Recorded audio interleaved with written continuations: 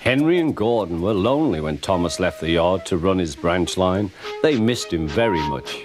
They had more work to do and had to fetch their own coaches. They didn't like that. James grumbled too. "We get no rest, we get no rest," they all complained.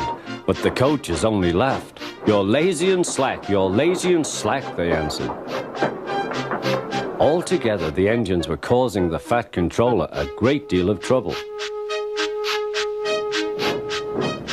The big stations at both ends of the line each have a turntable. The Fat Controller had made them so that the tender engines can be turned round, because it is dangerous for them to go fast backwards. Tank engines like Thomas don't need turntables. They can go just as well backwards as forwards. But to hear Gordon talk, you would have thought that the Fat Controller had given him a tender just to show how important he was.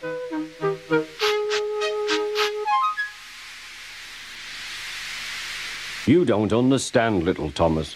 We tender engines have a position to keep up. It doesn't matter where you go, but we are important.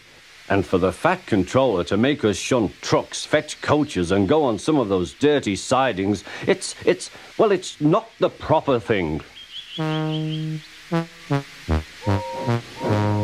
Thomas chuckled and went off with Annie and Clarabelle. "Disgraceful," Gordon hissed as he ran backwards to the turntable. The turntable was in a windy place close to the sea, and if he was not on it just right, he put it out of balance and made it difficult to turn. Today, Gordon was in a bad temper, and the wind was blowing fiercely. His driver tried to make him stop in the right place, but Gordon wasn't trying. The fireman tried to turn the handle, but Gordon's weight and the strong wind prevented him. "It's no good," they said at last. "Your tender upsets the balance.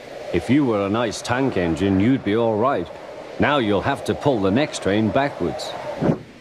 "Look," called some boys, "there's a new tank engine." "Oh, it's only Gordon back to front." "Hello," called Thomas, "playing tank engines? Sensible engine. Take my advice, scrap your tender and have a nice bunker." Gordon said nothing. Even James laughed when he saw him. "Take care," hissed Gordon, "you might stick too." "No fear," chuckled James, "I'm not so fat as you."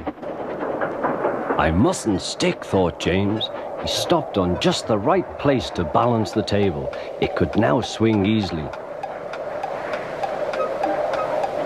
Gordon arrived in time to see everything. James turned much too easily. The wind puffed him round like a top. He couldn't stop.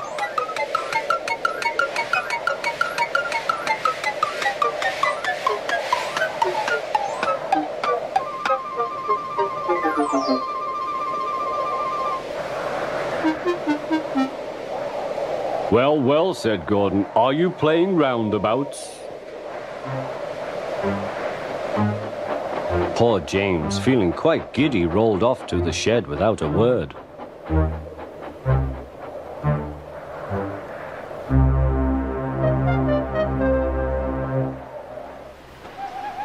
That night, the three engines had an indignation meeting.